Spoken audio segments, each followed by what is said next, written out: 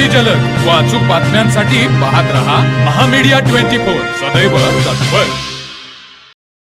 मुळशिंगी तालुका हातकणंगले येथील गणेश मंदिरात सालाबादप्रमाणे याही वर्षी गणेश जयंती भक्तिपूर्ण वातावरणामध्ये व साजरी करण्यात आली। सकाळी जन्मकाळ सोहळा संपन्न झाला। सायंकाळी महाप्रसादाच्या देणगीदार राजू पाटील यांच्या हस्ते प्रसाद वाटप करण्यात आले। यावेळी माणगावचे सरपंच राजू मगदूम, सुहास राजमाने यांची प्रमुख उपस्थिती होती।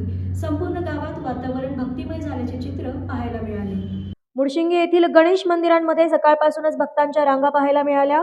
गणेश जयंतीचे औचित्य साधून महाप्रसादाचे आयोजनही करण्यात आले होते। त्याचा शेकडो गणेश भक्तांनी लाभ घेतला। एकंदरीत गणेश जयंतीमुळे मुळशिंगी गावामध्ये भक्तिमय वातावरण झाल्याचे चित्र पाहायला मिळाले। दरम्यान यावेळी जिल्हा परिषद व पंचायत समितीच्या निवडणुकांच्या पार्श्वभूमीवर जिल्हा परिषदचे भारतीय जनता पार्टीचे उमेदवार सुहास राजमाने व पंचायत समितीच्या उमेदवार मिनल मगदूम यांनी गावांमध्ये विविध ठिकाणी भेटीगाठी घेतल्या।